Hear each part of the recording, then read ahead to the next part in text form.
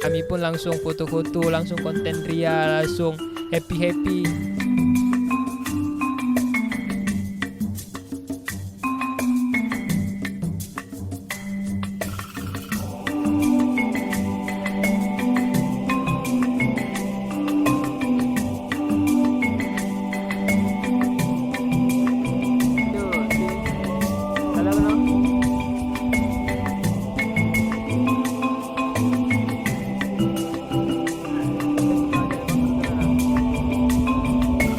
Yang menariknya di Puncak Apu itu ada jaringan. Jadi beberapa hari tidak ada jaringan, ketika kita naik Puncak Apu itu kita dapat jaringan. Jadi ada beberapa kawan itu yang video call dengan kawan-kawannya. Mungkin ada beberapa kawan-kawan itu yang sharing-sharing ke media sosialnya.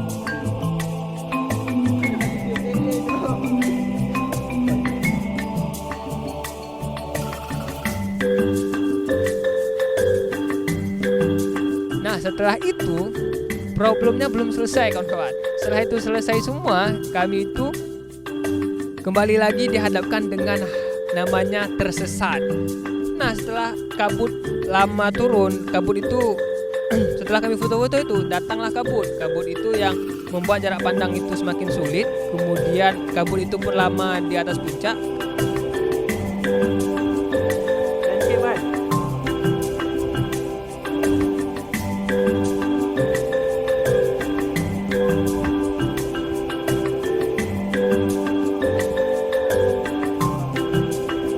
Dengan berbekalan informasi itu, kami nunggu kabut reda terlebih dahulu. Setelah reda, barulah kami mencari dua batu cadas itu.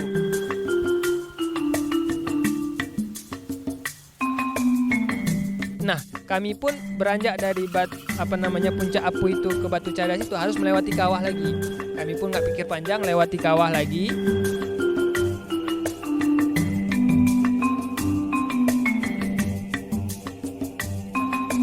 Turun itu kami harus melewati lagi yang namanya itu belerang. Itu bau belerang, kawan-kawan, sangat menyengat. Itu membuat hidung kita sulit untuk bernapas kalau bau belerang. Belerang.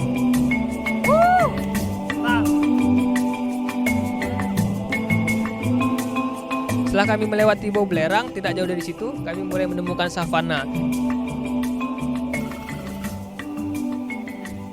Pas menemukan savana itulah semua pikiran, semua kebimbangan, semua ketakutan itu hilang tiba-tiba, kawan-kawan.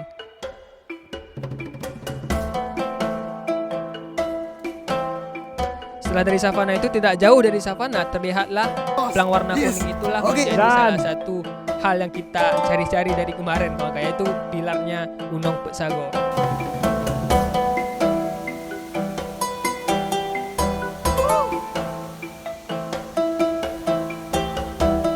Sesampainya kami di pilar, kami itu selebrasi, foto-foto, mengungkapkan kebahagiaan. Kemudian setelah itu semua kami lakukan. Kemudian kabut pun turun, jam pun sudah menunjukkan jam 9. Kami itu harus turun lagi ke kaki Gunung Apuy karena di jam 1 itu kami harus melanjutkan ke Danau Kemiki. Kami sampai di camp kaki gunung itu sekitaran jam 10 atau jam 9. Itu sudah ditunggu kawan-kawan yang tidak sempat submit, kawan-kawan. Sudah ditunggu juga. Kemudian kami cerita-cerita pengalaman kami ketika submit jam 3 sama kawan-kawan. Setelah itu semua selesai, kami pun sarapan pagi. Setelah sarapan pagi, kami baru melanjutkan perjalanan ke Danau Kemiki.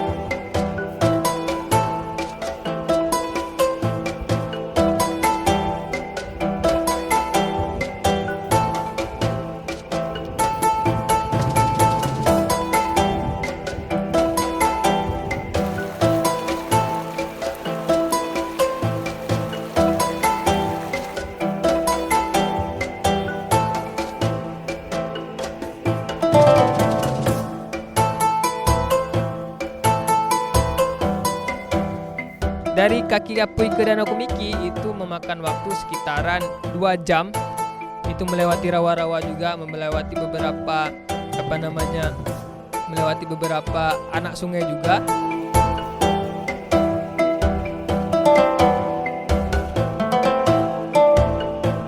Hutannya itu emang hutan basah, kemudian kita harus basah-basahan. Kemudian ada juga beberapa yang kita temukan kayak kakinya nenek, kemudian ada juga kaki-kakinya gajah yang memang harus kita lewati berbarengan di situ.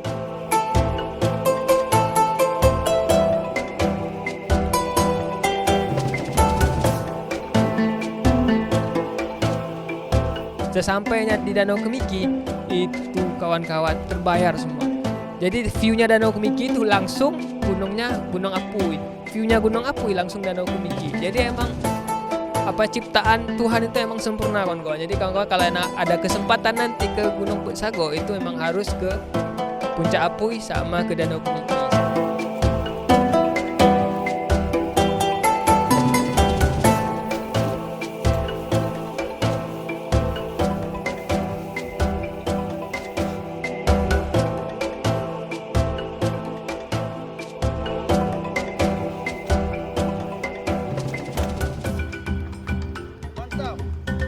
Setelah kami sampai di Danau Kemiki, kami foto-foto, selebrasi. Setelah itu semua kami lakukan. Kemudian kami pun foto bersama juga, untuk sampel kenangan bahwasanya kami pernah ke situ.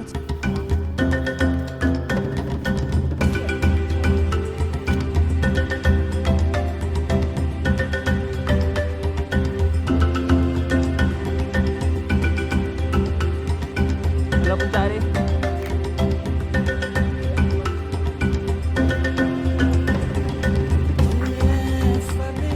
Setelah itu semua kami lakukan, kami pun mulai kembali lagi dari Danau Kemiki ke camp kaki gunung.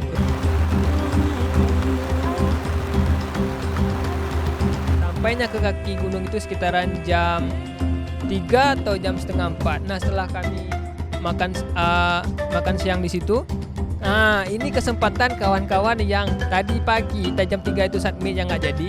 Kesempatan kawan-kawan itu pula yang naik ke pilarnya. Itu ada beranggotakan ada 8 atau 9 orang yang mencoba submit ke pilarnya. Nah, kawan-kawan yang lain itu submit itu sekitaran jam 4 mereka submit. Kemudian submit mereka itu cuma sampai ke pilarnya, kawan-kawan. Setelah lama menunggu, kami pun yang ada di bawah itu menyiapkan makanan untuk kawan-kawan yang sudah mendaki ke pilar.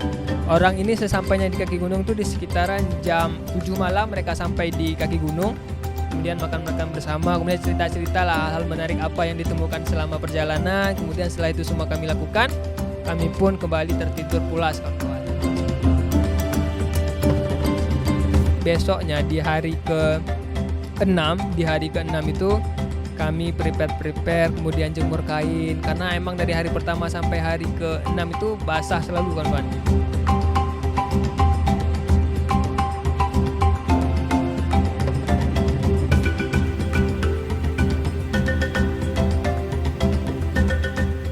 Kami beres-beres, kemudian jemur kain segala macam. Setelah itu kami jam 9 ataupun jam 10 kami pun sudah selesai dengan hal-hal yang emang urgent kayak packing, tenda segala macam. Setelah kami beresin semua, barulah kami foto bersama di kaki Gunung Apui.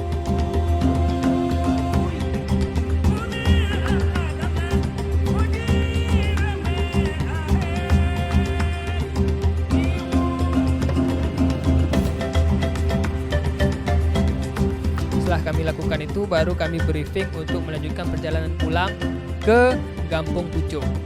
Nah, perjalanan pulang ini kami itu mulai di jam 10 itu kami mulai perjalanan pulang menuju Camp Rusa. Di Camp Rusa juga kami sempat singgah sebentar untuk mengambil keperluan yang kami tinggalkan kemarin. Setelah itu selesai, kami pun melanjutkan perjalanan lagi.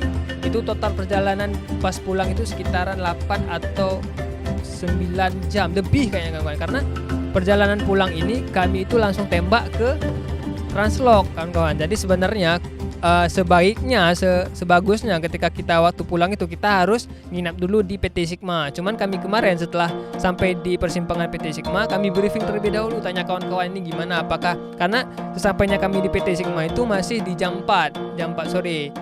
Udah briefing, tanya-tanya, kemudian kawan-kawan itu bersepakat untuk melanjutkan perjalanan itu menuju ke Translok. Semua kawan-kawan menyanggupi, jadinya kami tidak menginap lagi di PT Sigma, langsung tembak ke Translok. Setelah sampainya di Translok, kami pun itu kondisi kawan-kawan semuanya itu emang udah nggak karuan, dengan ada yang sakit bahu lah, ada yang sakit kaki lah, segala macam. Nah, sesampainya di Translok, kami pun beres-beres karena hujan juga, beres-beres juga di situ. Mungkin kemudian makan malam, sisa-sisa logistik perjuangan, sisa-sisa logistik kami masak di situ semua. Kami makan sepuasnya di situ karena besok itu tidak ada camp lagi, karena besok itu kami udah harus pergi ke Kampung Pucuk. Setelah malam itu kami lalui, paginya di hari terakhir kami itu beres-beres. Setelah beres-beres barulah briefing lagi nih kawan-kawan. Kemarin kan ada beberapa kawan-kawan itu yang tinggal nih keretanya di perjalanan menuju Translok. Jadi ada beberapa itu yang jalan kaki dari Translok ke Kampung Pucuk. Ada beberapa orang yang emang naik kereta. Bayangkan saja pakai kereta aja 2 jam, apalagi jalan kaki. Jalan kaki itu kami dari Translok itu jam 11. Sesampainya kami di sesampainya kami di Kampung Pucuk itu sekitaran jam 2. Bayangkan kawan-kawan, sesampainya kami di Pucuk, kaki saya ini sudah bengkak kawan-kawan. Tidak ada rasa lagi, cuman ya mau gimana gitu. Setelah sampai di Kampung Pucuk, saya ngambil kereta yang sudah dititipkan di rumah di Kampung Pucuk. Saya panasin, saya pun harus menunggu kawan-kawan yang di belakang, si Yunu, ada Monopri, ada si C juga. Setelah sambil menunggu, barulah kami pulang lagi ke tempatnya Bang Zik. Setelah sampainya rumah Bang Zik, saya pun langsung ganti baju, kemudian langsung mandi, beres-beres. Kawan-kawan lain begitu juga. Setelah beres-beres sekitaran jam 3 itu saya istirahat tidur. Setelah tidur kami tidur siang segala macam. Di jam 4-nya kami itu memutuskan untuk kembali ke kampung halaman masing-masing. Nah, sebelum kembali ke halaman masing-masing, Bang Zik itu ngajak kami ke Kilo 6. Kilo 6 itu salah satu kafe yang terkenal juga di Gempang dengan view-nya yang sangat bagus.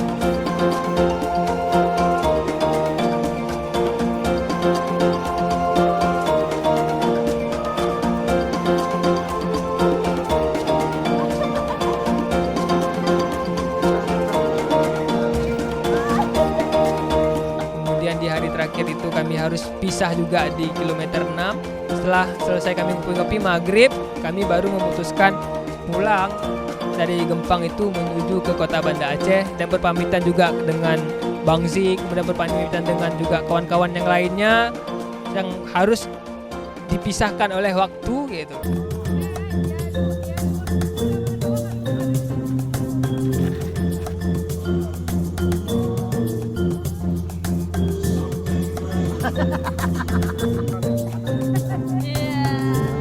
Sampai lupa salat maghrib.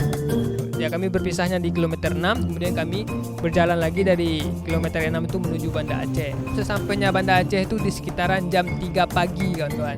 Ya, tapi seperti itulah kawan-kawan, perjalanan Put Sago ini bagi saya sangat berkesan kawan-kawan, dengan dengan jumpa kawan-kawan baru, kemudian dengan trek Put Sago itu yang sangat nggak bisa ditebak. Kemudian ada beberapa hal yang emang tidak bisa saya lupakan lah ketika mendaki Put Sago ini. Mungkin kawan-kawan lain berkeinginan juga untuk mendaki gunungnya Put Sago. Saya sarankan agar tes fisik terlebih dahulu sebelum mendaki Put Sago. Naik dulu gunung-gunung yang emang bisa kita akses seperti Purnitelok, kemudian Gunung Selawah dulu sebelum memutuskan untuk naik Put Sago. Karena Put Sago ini betul-betul menguras tenaga kawan-kawan, menguras fisik juga. Nah, setelah itu semua selesai, mungkin saran bagi saya ketika kawan-kawan nanti berkesempatan mengunjungi Gunung Put Sago, alangkah baiknya kawan-kawan jaga sampah, karena Put Sago itu emang asli masih asli sekali, apalagi danau kemikinya itu yang sangat luar biasa, sangat bagus. Dan pakai sepatu gambir kawan-kawan, karena emang dari hari pertama sampai selesai itu kita itu emang selalu basah kawan-kawan. Nah, mungkin kawan-kawan itu saja cerita kali ini akan menjadi cerita yang panjang juga. Nanti kawan-kawan bisa juga tonton langsung di channel saya. Channelnya itu Fajiri, R-nya itu 3, nanti kawan-kawan bisa cek di YouTube. Oke, mungkin itu aja dari saya. Terlebih dan kurang saya mohon maaf. Saya pun udah capek, ada haus juga puasa. Aduh. Oke, dadah. Thank you semua. Oke, kita udah capek kali ini, nggak tahu mau apa lagi.